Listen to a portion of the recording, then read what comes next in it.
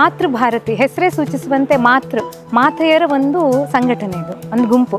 ಈ ರಾಷ್ಟ್ರೋತ್ಥಾನ ವಿದ್ಯಾಕೇಂದ್ರದಲ್ಲಿ ಕಲಿಯುತ್ತಿರುವ ನಮ್ಮ ಮಕ್ಕಳು ಏನಿದಾರಲ್ಲ, ಆ ಮಕ್ಕಳ ಪಾಲಕರಲ್ಲಿ ಆಯ್ದಂತಹ ಮಾತೆಯರನ್ನ ಆರಿಸಿಕೊಂಡು ಮಾಡಿರುವಂತಹ ಒಂದು ಮಂಡಳಿ ಇದು. ಮಾತೃಗಳಲ್ಲಿರುವಂತಹ ವಿಶೇಷವಾದ ಹವ್ಯಾಸಗಳನ್ನು ಗುರುತಿಸೋದು, ಅದನ್ನು ವೇದಿಕೆ ಮೇಲೆ ಬೆಳಕಿಗೆ ತರೋದು ಮತ್ತು ಕಲಿಯುತ್ತಾ ಬೆಳೆಯುತ್ತಾ ಹೋಗುವಂತಹ ಉದ್ದೇಶವನ್ನು ಇಟ್ಕೊಂಡು ಕಾರ್ಯನಿರ್ವಹಿಸುತ್ತೆ.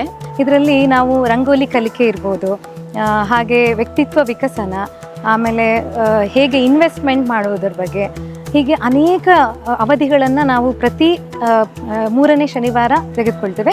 ಇದು ಆಫ್ಲೈನ್ ಮತ್ತು ಆನ್ಲೈನ್ ಎರಡೂ ರೀತಿಯಲ್ಲಿ ಇರುತ್ತೆ.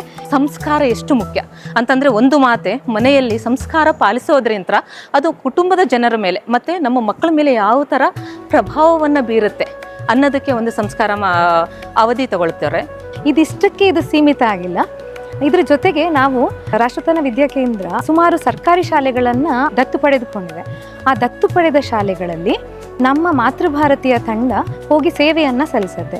ಅವರು ತಾವು ಯಾವುದರಲ್ಲಿ ಎಕ್ಸ್ಪರ್ಟ್ ಇದ್ದಾರೆ ಅದನ್ನು ಹೇಳ್ಕೊಡ್ತಾರೆ.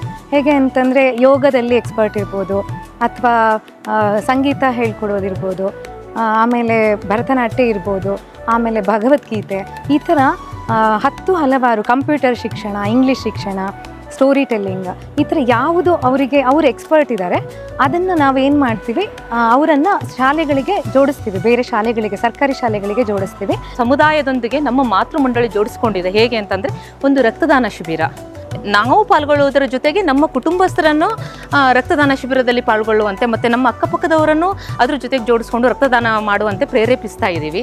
ಆಮೇಲೆ ಮಾತೃಭೋಜನ ಅಂದರೆ ಶಾಲೆಯಲ್ಲಿ ನಡೆಯುವಂತಹ ಬೇರೆ ಬೇರೆ ಕಾರ್ಯಕ್ರಮಗಳಲ್ಲಿ ಅದಕ್ಕೆ ಉದಾಹರಣೆ ಕೊಡಬೇಕು ಅಂತಂತಂದರೆ, ಸರ್ಕಾರಿ ಶಾಲೆಯ ಮಕ್ಕಳಿಗೆ ಏನು ಬೇಸಿಗೆ ಶಿಬಿರವನ್ನು ಏರ್ಪಡಿಸಿರ್ತಾರೆ. ಆವಾಗ ನಮಗೆ ಒಂದು ಮಾತೃಭೋಜನ ಮಾಡಲಿಕ್ಕೆ ಅಂತ ಹೇಳಿ ಒಂದು ಅವಕಾಶ ಕಲ್ಪಿಸಿಕೊಟ್ಟಿರ್ತಾರೆ. ಸೊ ಅಲ್ಲಿ ಆ ಮಕ್ಕಳುಗಳಿಗೆ ನಾವೇ ಸ್ವತಃ ಅಡುಗೆ ಮಾಡಿಕೊಂಡು ಅವರಿಗೆ ಕೈ ತುತ್ತು ಕೊಡುವುದರ ಮೂಲಕ ಮಾತೃಭೋಜನ ಪರಿಕಲ್ಪನೆಯನ್ನು ಸಾಧಿಸೋದಾಗಿದೆ. ಅನ್ನೋ ಕಾನ್ಸೆಪ್ಟು ಬೇರೆ ಯಾವ ಶಾಲೆಯಲ್ಲೂ ತರಲಿಕ್ಕೆ ಸಾಧ್ಯ ಇಲ್ಲ ರಾಷ್ಟ್ರೋತ್ಥಾನ ಬಿಟ್ಟು ಅಂತ ನನಗನ್ಸೋದು. ಮಕ್ಕಳು ಬೆಳವಣಿಗೆ ಆಗ್ತಾರೆ, ಮಕ್ಕಳ ವಿದ್ಯಾಭ್ಯಾಸ ಇಂಪಾರ್ಟೆಂಟ್, ಅದ್ರ ಜೊತೆಗೆ ಪೋಷಕರನ್ನು ಬೆಳೆಸಬೇಕು ಅಂತ ಯೋಚನೆ ಮಾಡೋದು ರಾಷ್ಟ್ರೋತ್ಥಾನ ಒಂದೇ.